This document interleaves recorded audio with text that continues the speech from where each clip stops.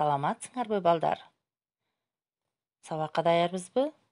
Анда эмесе маанайыбызды көтөрүп алалы.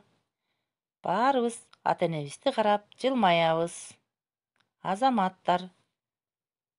Өткөн сабакта китеп жөнүндө кеңири маалымат алганбыз. Демек, балдар, өзүңөр белгилеп кеткендей, ким көп окуса, бийиктикти багындырарын баарыбыз билдик. Балдар, китепти окуп эле тим болбостон, аны туура колдоно билүү зарыл. Эмесе, балдар, бүгүнкү темабыз китептин душмандары кимдер? Ошолор жөнүндө болмокчу. Тема китептин душманы. Сабактын максаты. Китептин баркын билип, аны туура колдоно билсеңер, адептүү балдардан болсоңор, сабагыбыз максатына жеткен болот.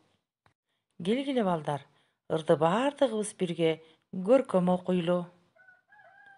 Ким китепти кирдетсе, китеп баркын билбесе, жулуп алып барагын, орой салса бир нерсе, ал китептин душманы. Ким китепти сүйбөсө, кадырына күйбөсө, чылым ороп, шарт айрып, калжың-кулжың сүйлөсө, ал китептин душманы.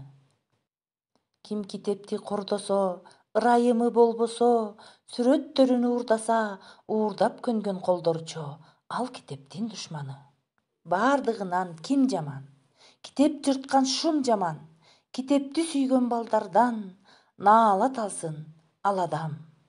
Ал китептин душманы. Келгиле, балдар, тааныш эмес сөздөргө көңүлүбүздү буралы.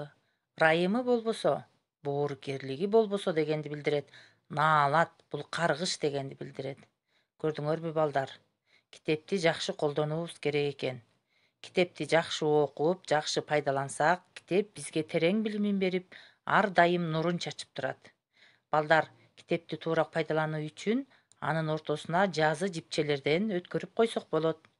Китепти барактай бербей, кайсыл жерге келип окуп токтогон болсок, жипти ошол жерге белгилеп койсок, китепти таза, туура сактаган болобуз. Мен силерге ишенем, китептин душманы эмес, досу болот деп. Балдар, силер сүрөттөрдө көрүп турган китептер кандай китептер? Мурда ушундай китептерди көрдүңөр беле?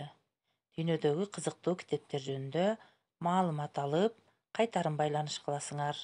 Андан сырткары, китептин душманы текстин көркөм шаар окуп жаттап келесиңер. Көңүл бурганыңарга чоң рахмат, саламатта тургула.